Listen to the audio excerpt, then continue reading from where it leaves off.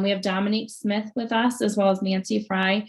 Both of them are Corwin authors who published multiple books with us. They have presented multiple webinars, professional development consultants, thought leaders, and really true content experts. And so we're excited to have them here with us, excited to learn more about social emotional learning and what it looks like on site. And without further ado, I'll hand it over to Nancy to get us started.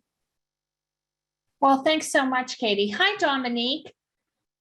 I think that both of us find this to be very true. We so appreciate everything it is that you do for students, for colleagues, for your community.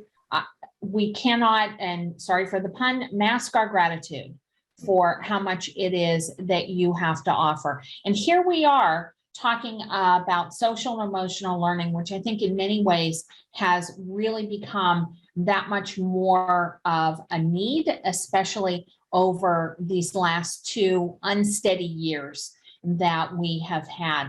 And our intention today, as well as through the book, is to really be able to kind of cast a light on social emotional learning that, although it's there in the literature, an idea that is sometimes overlooked, and that is the ways in which it is infused into academics, especially making sure that students are in that place that they need to be in order to benefit from the wonderful learning that you create in your classrooms, in your schools, and in your districts. But we also want to attend not only to what it is that our students need in terms of social emotional learning, but we really see that as being bracketed on both sides. Yes, we've got students in the center, to be sure. However, what we have to also consider too is how important it is that we are paying attention to the adults that are in the building, and that means especially paying attention to ourselves, as well as creating those school organizational systems that help to support that important work that you're learning. And among the frameworks around social and emotional learning, I think arguably one of the most prominent comes from CASEL. And CASEL's casting of social and emotional learning has really informed so many of us over the years for that.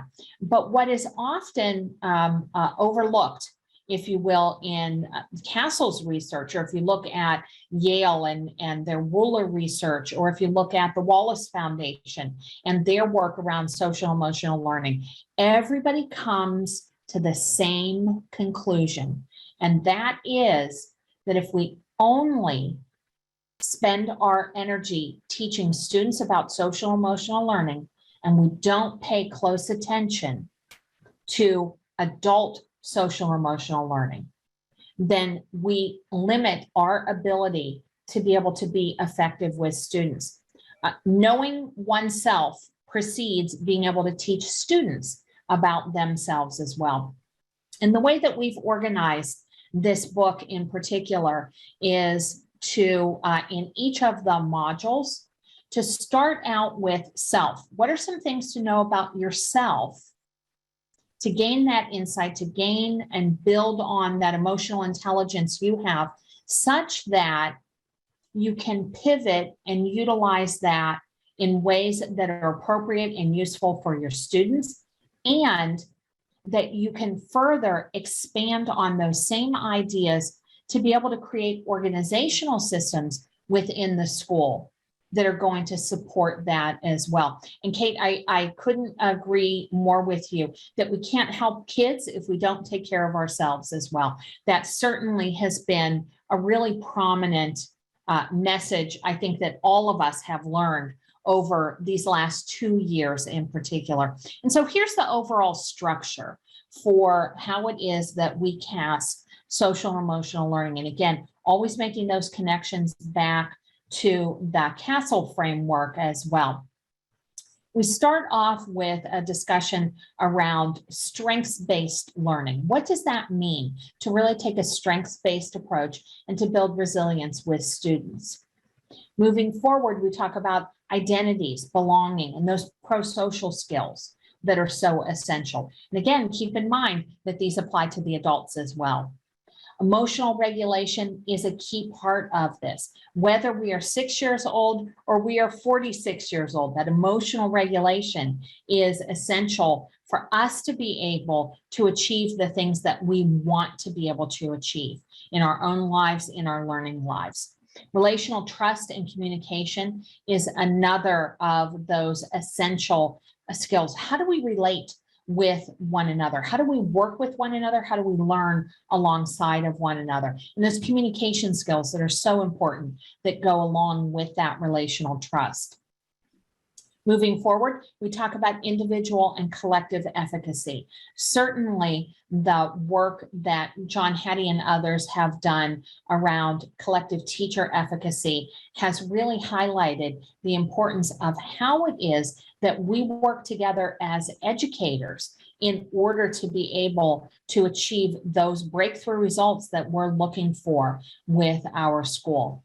And finally, that community of care. How do we create school communities such that people don't feel isolated from one another, that they're receiving the kinds of support that they need, that there are places in order to be able to turn to because we've got some organizational structures that are in mind. So that's the overall organization of the playbook itself. We're going to take a look at some of these during our short time together, just to give you a sense of some of the major concepts that we're talking about. And that first one is around a strengths-based approach and really fostering that kind of resilience that we know is essential for our students. Each one of the modules has a word cloud that is constructed based on the language that's used in the module itself. And as you can see in that first module, students are right at the heart of what it is that we're doing. But please notice too that we have to pay attention to the school, and we have to pay attention to capital in particular. We have quite a bit of conversation in there about human capital and about social capital, because these are important not only for achievement of individual students, but they're also essential for the overall well-being and the academic gains at the school level as well. In fact, social capital is tied very closely to a school's ability to be able to forward their agenda, to be able to achieve the initiatives that they've set forth. But this is really kind of a strengths-based approach in particular, whether we're talking about ourselves, whether we're talking about our students, whether we're talking about our schools, that we adopt a strengths-based approach. And we found that in particular, the work that is being done by some of our Australian colleagues is really informative in this regard. That a strengths-based approach in particular is when we're valuing everyone equally and focusing on what the child can do rather than what the child can't do. That we consider, for example, what it is that learning and development looks like honestly and respectfully, but it is not only about the positive things. It's not a way to avoid the truth. It's not about accommodating bad behavior. Rather, it's taking a look at what those child's abilities are, thinking closely about that zone of proximal development and that potential development, and making sure that to the best of our abilities, we're utilizing those supports to move that child forward. That strengths-based approach is essential when it comes to the learning of young people, but it's also essential that we adopt those same perspectives around ourselves as well. That we look closely at what our own strengths are. And it doesn't mean that we're not paying any attention to the things that we want to continue to be able to develop.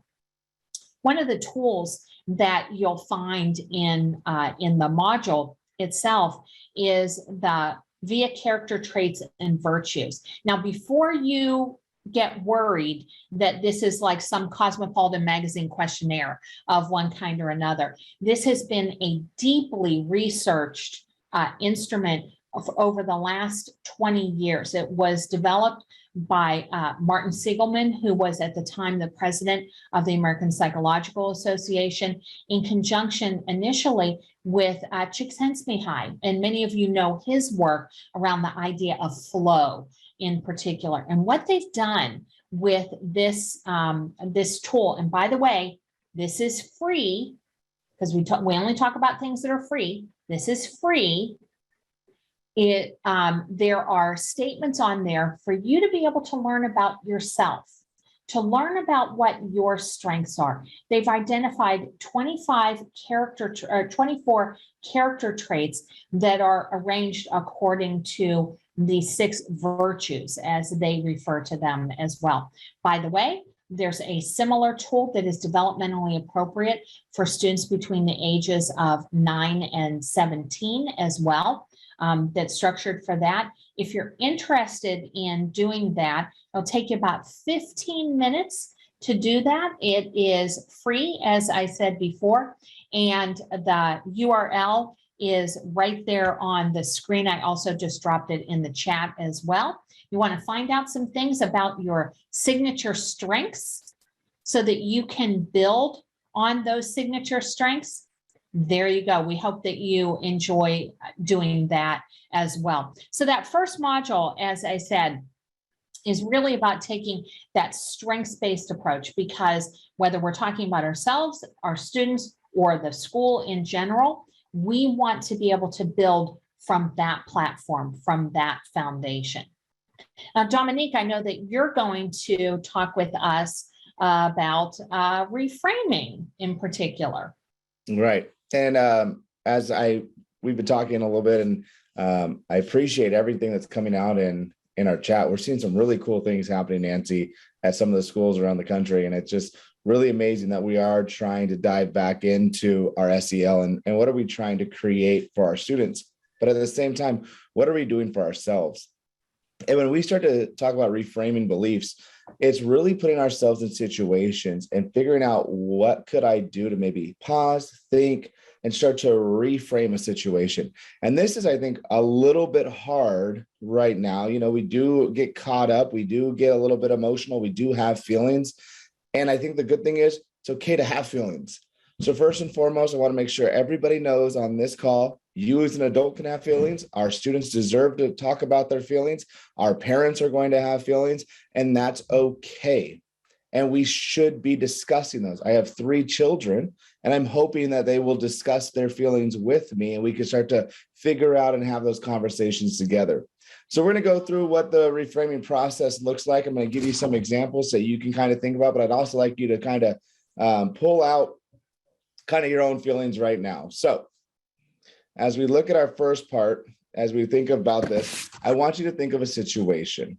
I want you to think maybe right now, a recurring situation that you find stressful, or it might make you upset when you think about it. I don't want anybody to lose anybody right now, but you might be upset when you start to think about it.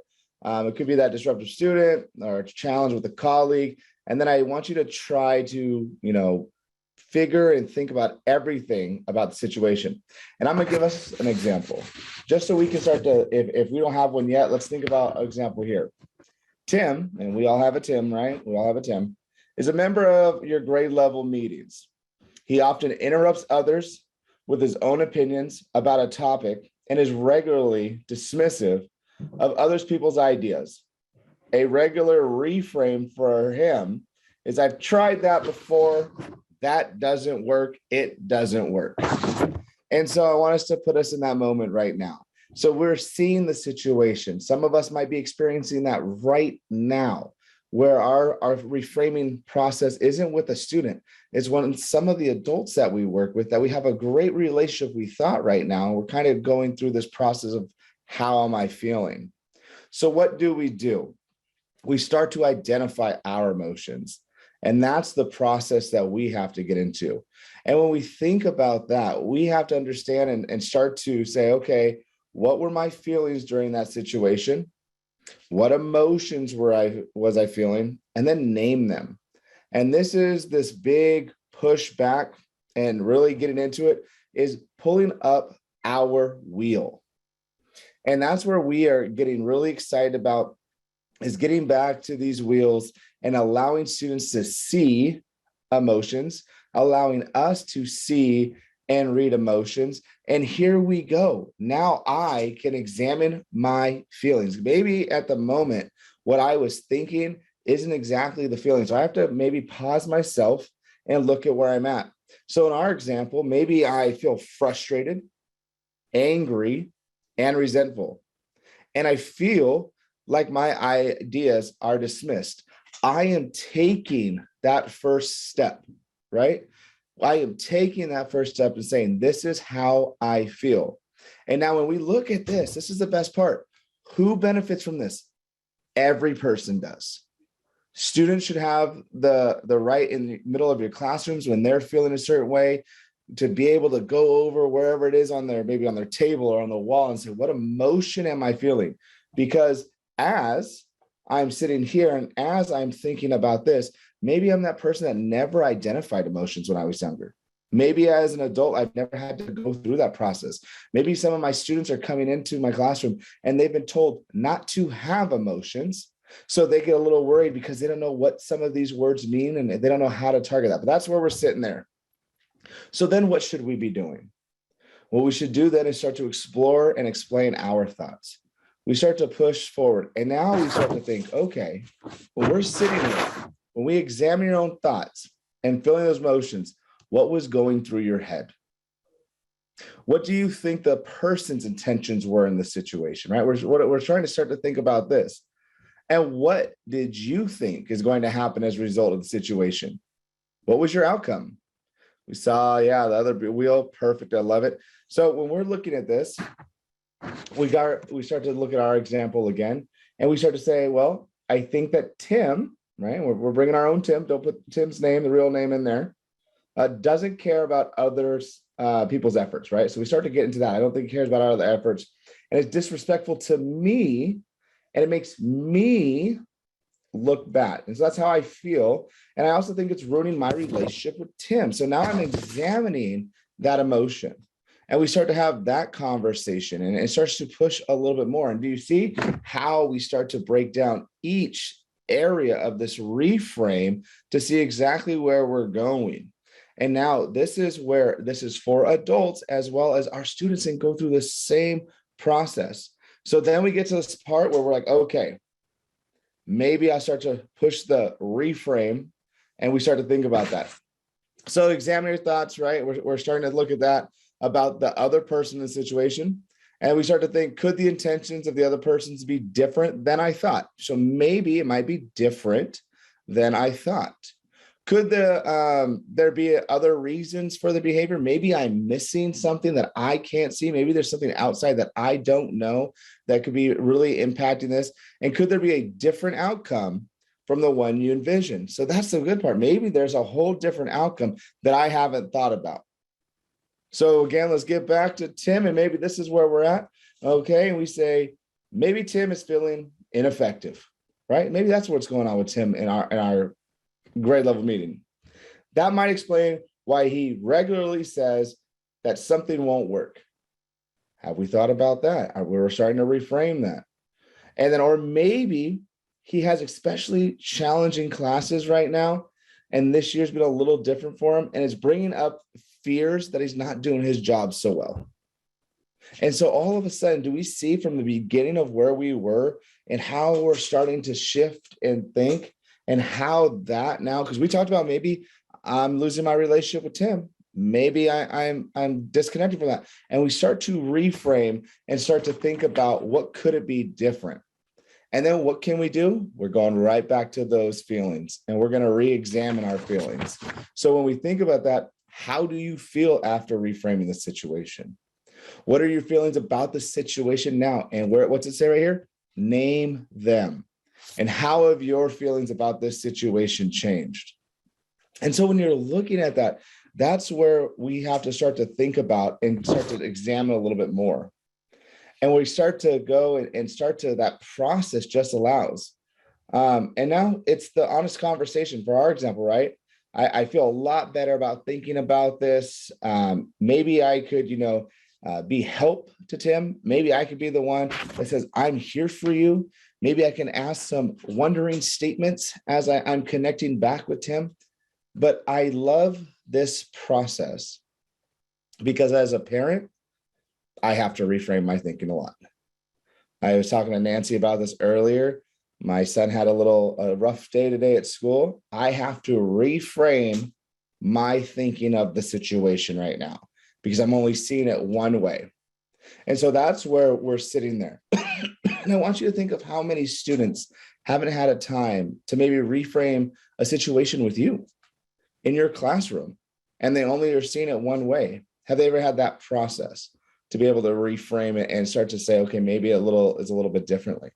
And this is, a little bit different. It's a little bit of hard work, but as we've all been saying today, it's meaningful work that makes impacts for our students. And that's where we're trying to go. And that's what we're really trying to create. So as you think about that, I'm hoping that you love the wheel. I saw some people saying they love the wheel. Absolutely. Let's get them up into our classrooms. Let's get them around the schools because emotions are real. I don't know if anybody knows that, but emotions are real. And we should be able to explore what those emotions do to us and do for us and build on that connection. So when we look at that, yeah, we're seeing fights. We're seeing all those things kind of being triggered right now. And what we're seeing, our students are bringing back a lot of emotions that they haven't had in a long time. And we're bringing also, that's where we're trying to get. So just wanted to kind of get our flow in the idea of we can reframe situations and we can for ourselves feel better about the situations and have some actionable ideas and plans out of it. And as we look at that, the next part is we're bringing it right back. We're starting to get into the strengths and teaching to the strengths. And when we start to think about that, what am I looking for? And we're talking about teaching the strengths. So here's a couple ideas of statements and how would we finish the statement? This student is best at what? Could I meet with every student in my classroom, in my school and answer some of these questions? This student has an amazing ability to what? The student is frequently recognized for what? This student smiles when what? And when I do the smile, that one I love. What makes this student smile? If you want to challenge yourself on the connection with students and the connection of teaching to them and connecting with them, what makes our students smile? The student is happiest when having those real conversation. The student participates the most when, okay, that's a big one, right? What do I know about my students? When do they participate? What can we do in there? The student does this better than any other student. I get it. We're not, comparing everybody, but we're thinking about that. The student is highly invested in what? The student is highly motivated by what? How do we get that motivation? Someone in our chat earlier we're seeing that, some of my students aren't motivated. How do I continuously motivate them? This is a great question. Have we asked our students, what motivates you? Is it a relationship? Is it your grade? Is it a connection? What motivates you to do things? Is it a family member? Is it a teacher here? Is it sports? And having that conversation. And this student always takes pride in their work when. And that's a big one I have to ask my student right now, or my own child right now. My little 7th grader working on his math. What do you take pride in your work?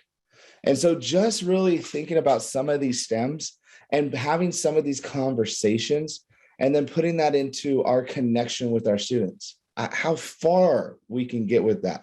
And then it allows a student to start to spotlight their own strengths, right? A student can say, this is who I am. This is where I am. This is where I want to go. And that's something that if we're working with our students, that's, I've heard SEL is, soft and it's too much, but I want to get to students where they are excited about who they are. They know who they are and they know what they want and where they want to go. And so we're going to bring in a couple students so you can start to hear some students being excited about where they are in their learning and where they want to go, and just be proud of that process. So here's our first one. So I'm Robert in E7, and right now I'm in Lake Cluster 1 in the writing continuum. My steps are to get to Lake Cluster 1, 2, which is my goals. And what I need to do is get 3 to 4 main IDs to move up to Lake Cluster 2. So my goals are to dot point my IDs and also put the most important IDs first, and also paragraph, because I normally don't do that. All I need for my pure paragraph is evidence, explanations, and link. All right, look at that. A student telling, this is where I'm at, this is where I want to go, and this is what I need. Being able to say and be able to articulate that to anybody. That's what I'm hoping all of our students can start to push in that. And so we'll watch one more, same class, and we want to hear her. Hi, my name is Paula and I am in year 7. My writing is in the middle cluster 3. I want to move up to like cluster 3, which is the last part of cluster 3. To be able to do that, I need to, instead of planning my paragraphs one at a time before I write, I need to do them all at once. And I need to structure my sentences better, so I'm using the peel strategy. The writing continuum is very important because it shows students about what level they're on to. So if I didn't have the writing continuum and I got like my assessment back, I would have no idea what I'm up to. I might have gone A, but that doesn't really mean that I'm like excelling the clusters. And because we have clusters here, it shows us what we're up to and what we need to work on to move up. So we heard some student voice, and now we want to kind of put it back on us and look at our stoplights here. And we want to give you a second to think, where do I sit? And we start to see, where am I in some of this? And I want you to think about this. And what I want you to do is kind of put a double star in your mind. And I want you to put a star at the beginning of this year. Where did you land on some of these stoplights, right? Red being, I need a lot of work, I could grow. Or green saying, I'm doing really well and I'm proud of where I'm at. And that's okay to be proud of what you're doing. But I want you to put a star in your mind on this stoplight. Where were you at the beginning of the year? Where are you at the end of the year, like right now? And put those stars in place. And as you're thinking about that, think about what helped you get there. Because maybe someone else is in red and maybe they need a little bit of support. And how do we help and have conversations with our colleagues of, I was there before too. I used to be in the yellow and this is how I got to green. And just as we think about that, really starting to go, I love the third one down. I can apply my strengths to enhance my resiliency. I know that word for educators sometimes is scary because we've been hearing it for so long, but we're filling up our resilience tanks and really being still there in that moment. So just grabbing that thinking, where am I at? How many greens do I have? How many yellows am I at?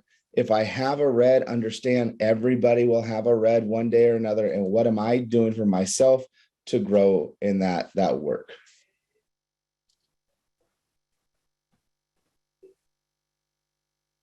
Yeah, always room for improvement. Yeah.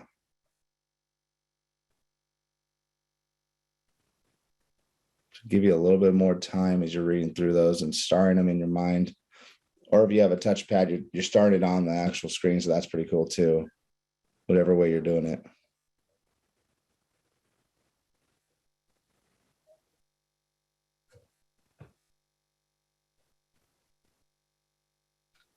And Dominique, I really appreciate your discussion about reframing and linking that back again to a strengths-based approach.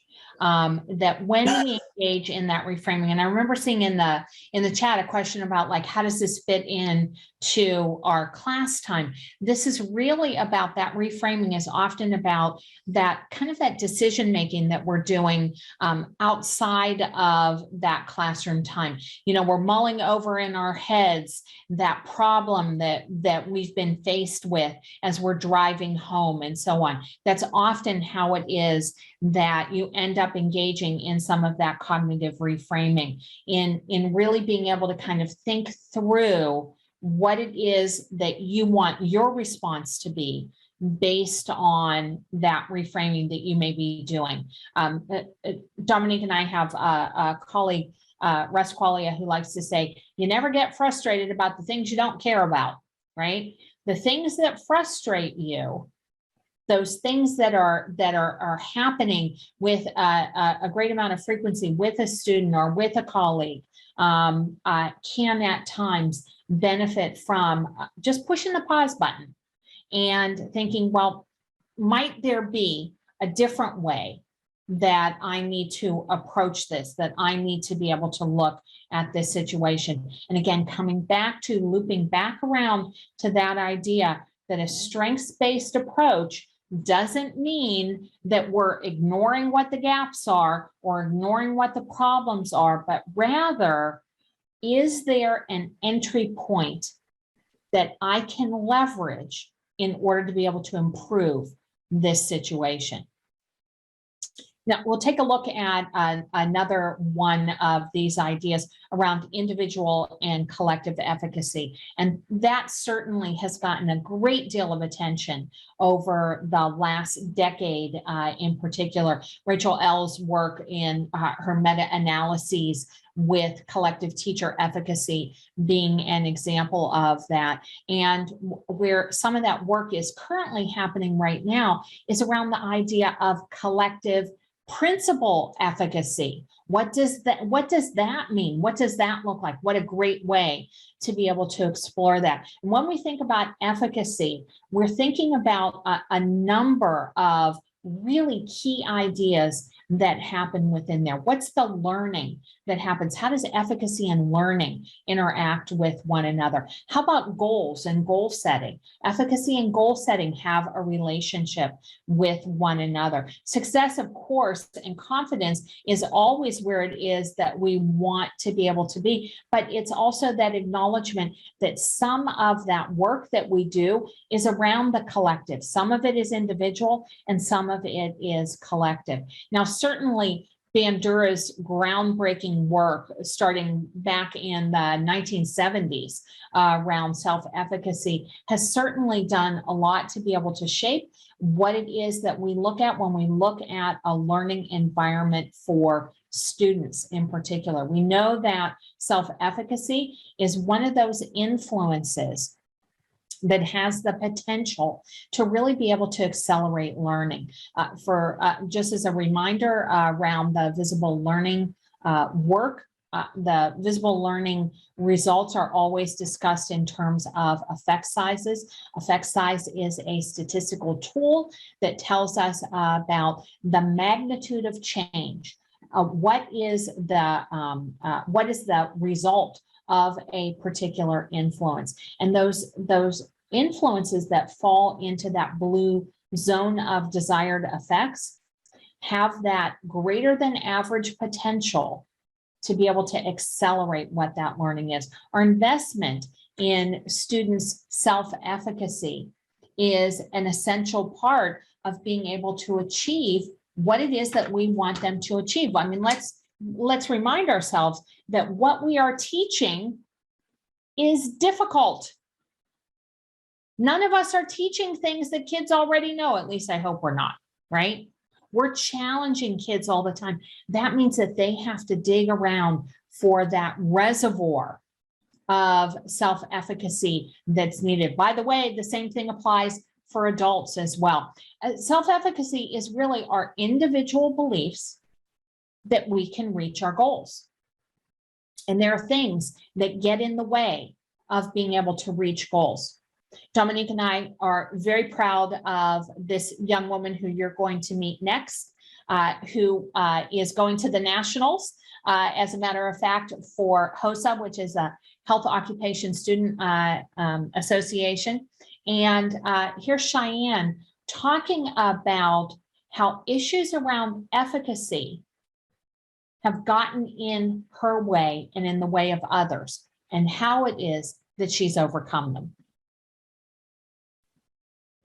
Hello, my name's Cheyenne Smith, and I'll be your doctor. I imagine a future me saying these words, but not with excitement. I would say these words while the worry that I will not shatter the negative expectations placed on me creeps in my mind. Is my hair straight enough to look professional? Did I say that too loud or too mean? They probably think I'm stupid. They probably don't want me as their doctor. I can confidently say that a future me would think these thoughts because a current me already does. Although I'm not a doctor, I stand before you terrified, thinking the same things. Is my hair straight enough? Did I come off as the loud and aggressive black girl? They probably think I'm stupid. I think this way because of a negative expectation that's placed on me constantly, simply because of the color of my skin and my gender. But I'm here to shatter it. There are many negative expectations placed on women of color, especially in the medical field, that are driven by racism and need to be shattered. The first expectation that is constantly placed on women of color is that we cannot be successful in the medical field.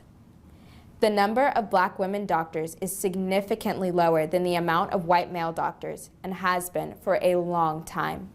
In fact, a new UCLA study shows that the amount of black doctors has only increased by 4 percentage points in the past 120 years.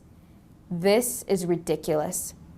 Needless to say, the push for black people to join the medical field is long overdue. Another expectation that is often placed on women of color in the medical field is that we are worth less than our white or male counterparts. By paying black women less than white men, it sends a message that we are worth less as doctors, and we are not. One reason for this is the lack of media representation for successful black women doctors.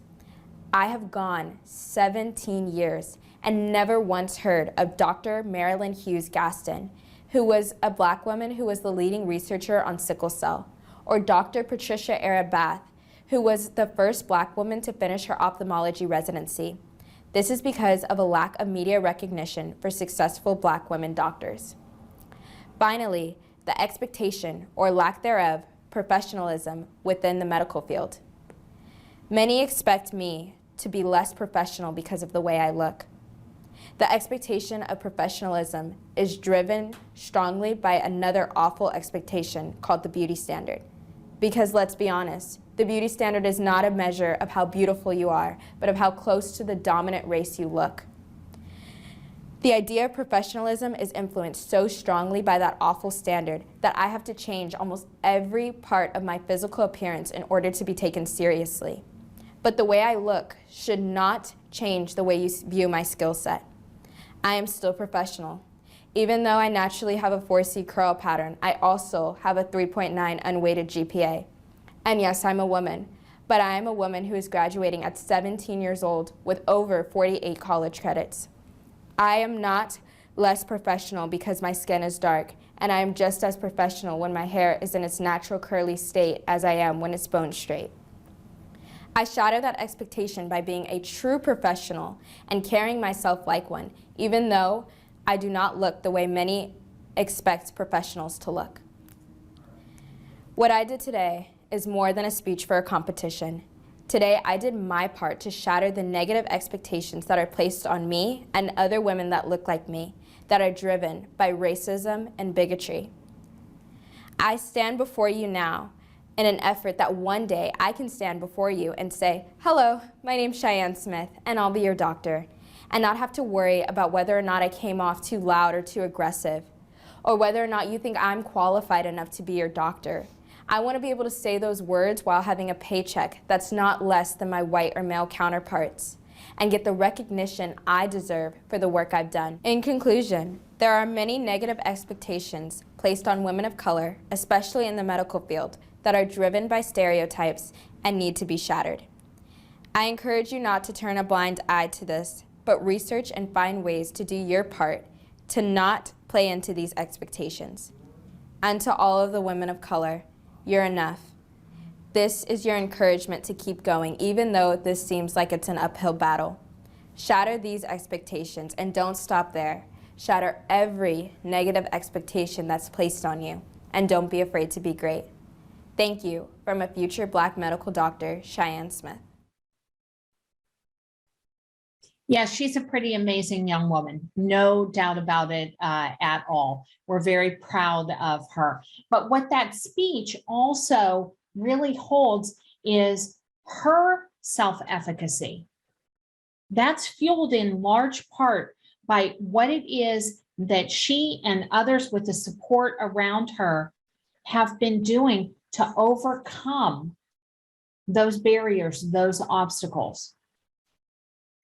There are things that get in the way of what it is that our students are able to do. There are things that get in the way of what we individually are able to do. There are things that get in the way of what our schools are able to do. This idea of efficacy certainly belongs to our young people, but it also belongs to us and it belongs to our schools as well. When we talk about efficacy, individual as well as collective efficacy, it's not self-esteem. Self-esteem is important. That's the worth that you put on yourself. And it's not just confidence alone, because all of us can be highly confident that we're going to fail miserably at something, right? It's the belief that one has the capacity to act upon the world and to reach those goals. As educators, what we seek to do is to build the capacity of our young people so that they can reach their goals and aspirations. And it's at the heart of what it is that we try to achieve every day with our students.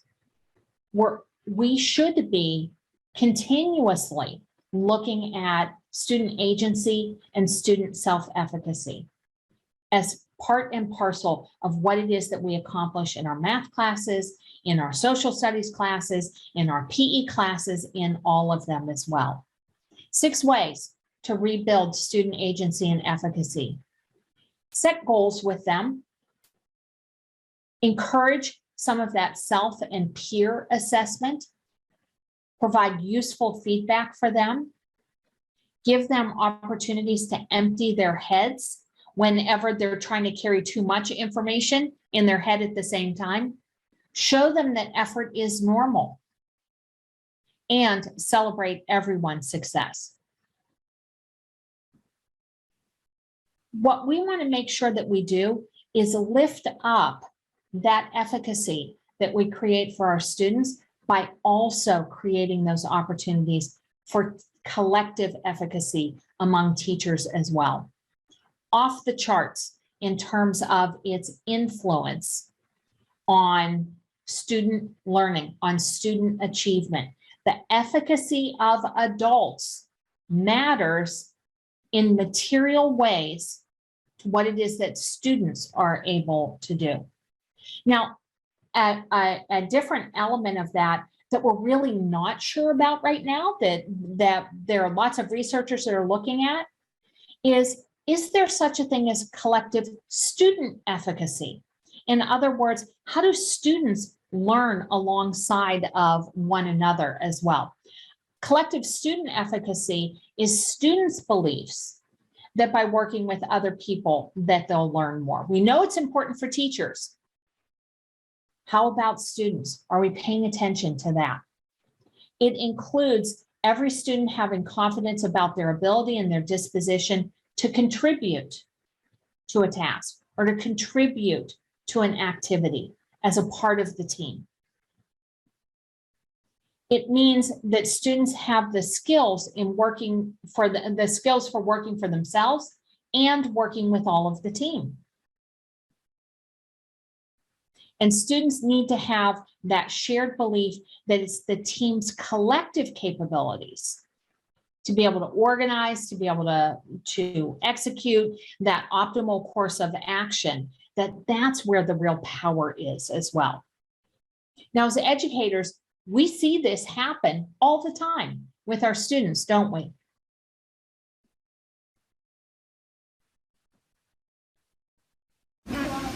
So I loved how you told me the topic. That was really good. I loved how you did that. I loved how you told me the habitat. It was so good. You told me the habitat. You even used your book. I loved how you describe what they eat.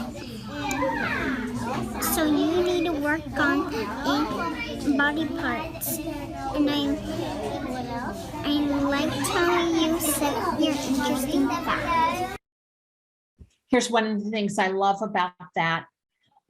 She's adorable, of course, and she sounds just like her teacher. We don't even know her teacher. She sounds just like her teacher. I loved how you told me about body parts. But boy, the young man that she's sitting with, did you hear him? Did you hear his efficacy? 2 times he asked, what else? What else? Brene Brown talks about how important it is to be confidently vulnerable. That child has that at the highest level. The confident vulnerability to ask his classmate, what else? What else is there? That's amazing. And that's exactly what it is that we want to be able to achieve with our students. Dominique, can you take us home with community of care? Yeah, and so I think that's where we're here. We know for a fact right now, as we look with each other, we need to be together. And we're seeing that over and over and over again. We saw during this time that we benefit working with each other, that we miss the conversations with each other, we miss the collaboration with each other. We miss when we're having a hard day and we could go down and see a colleague 2 doors down and they say, you got period 2, you got period 3. You got this because I know we're good together. And so we're really focused on how do we take care of each other, from student to student, staff to staff, staff to student. This is everywhere that we are going to be, because this community cares. The words that we see in here: well-being, social wellness, learning, emotional, time, school. Our school should be an area, a factory of places that everybody comes together for the greatness of every individual and figuring out what every individual needs in this space, so they feel connected and feel loved and all that. So when we start to look at that and we start to go that we can't pour from our empty cup, and we got to fill our cups back up. And we know that we've had some hard times, but let's fill our cups back up. Let's be excited. Let's come in and say, yes, I can. And if our cups half full, I can still go from there too. And making sure that we are here for each other and we're connecting with each other. Because right now, when you really think about it, you've been taking care of yourself for a while. And when you really think about that, you've been in a process, and we could even put it into the conversation of crisis. We could say we've been in an area of crisis. And what I wanted to make sure is, as you see here, you've taken care of yourself throughout the crisis, so we can lead for the long term. Right now, what I've been telling everybody is we are legacy educators, and we can be that legacy that says, I taught during the pandemic and I could change what education looks and feels like, because it's our turn to make that huge shift. And that's beautiful. So we can't let up now. We can't go back to what the norm was. It's a new normal. We have a legacy right now. We are the educators that are going to change education for the best. That is who we are. And I hope all of you are proud of that, because we can stand up to the conversation that SEL is important, because maybe it hasn't been there before. We can talk about how it's integrating SEL into the classroom, because we still want rigor in our classrooms and success in our classroom. We can talk about how we're going to keep students in and really look at data points to say, no, we need to be together because our students missed us and we missed our students. So we need to be here. And so when you think about that, please take care of yourself. Please make sure you have a wellness plan for yourself. Some of us, myself included, I fell off my wellness plan. It's easy to be in front of a Zoom camera. It's easy to order Uber Eats. It's easy to be stuck in an office when you get back. But I'm hoping all of us make sure that we are taking care of ourselves, make sure you have something in place, your wellness, checkpoint, and then also make sure you have your wellness buddy. Who's holding you accountable to make sure your wellness? Who helps you laugh? Who helps you think? Who helps you eat well? Who helps you maybe eat one bad day in that cheat meal? Who's that person that you're going to go to? So making sure we're doing that, because what we need to do is we are our best and we are our finest. We take care of each other, and we're models for our students. Let's take care of each other. We work in the same building because we have the same beliefs that our students absolutely matter. We got in this education world for a reason, because we wanted to make a difference. So yes, let's stay together and let's work together. And when we really think about that, that's that community of care. We have to care about each other, and we have to show up for each other, and we have to be there for each other, because that's that beauty of work. I know some days are harder. I know some days are frustrating. I know some days everybody maybe around you has just got into that last nerve, but let's make sure we're sticking with each other. So I have something for you as we're finishing off. I want to make sure we have a couple things. Is remember this graphic, it's here for you. We're going to make sure you dive deeper into it. But if a student hasn't told you they love you or that they care about you, it's probably because somebody hasn't asked them to do it, and they didn't know when the best time is to tell you, you absolutely matter. So from our students to you, here's a couple of adults being told they matter.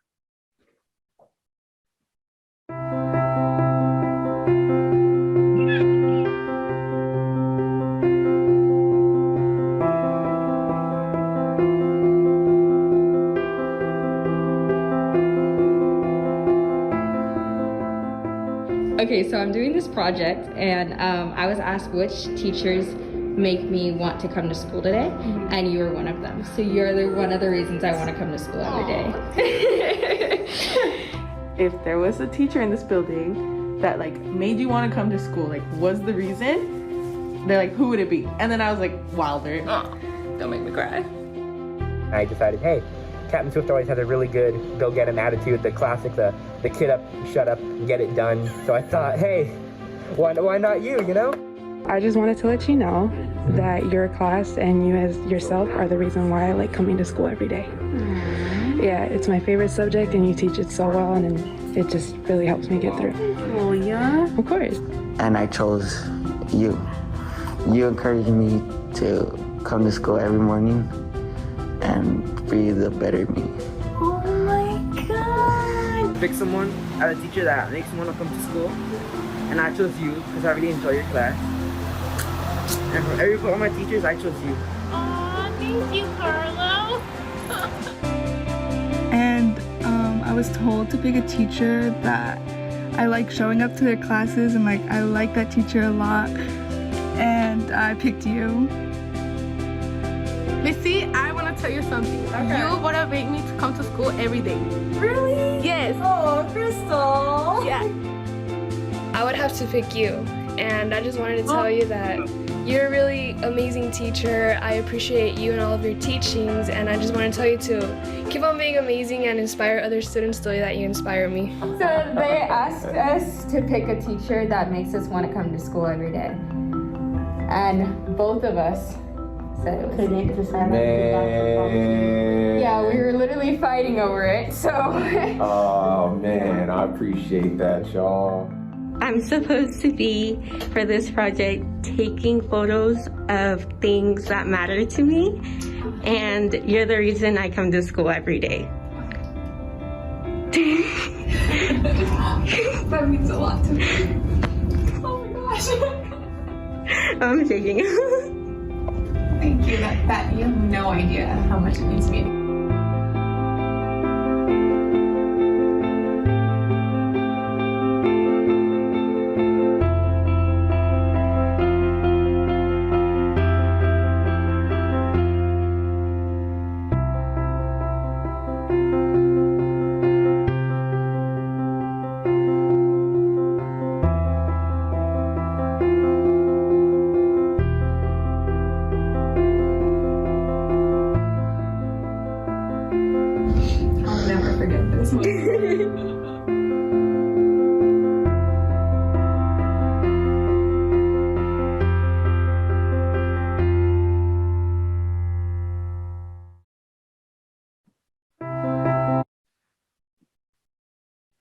Thank you so much for spending time with us. What I'll do is I'll share as many of the links as I can with Katie so that goes out to you. We can't quite share all of them. The video of Cheyenne, we can't share. She's a student at our school, but we'll share the others with you. Thank you, Nancy and Dominique, and have a wonderful evening, everyone. Thank you so much, everyone. Thank you.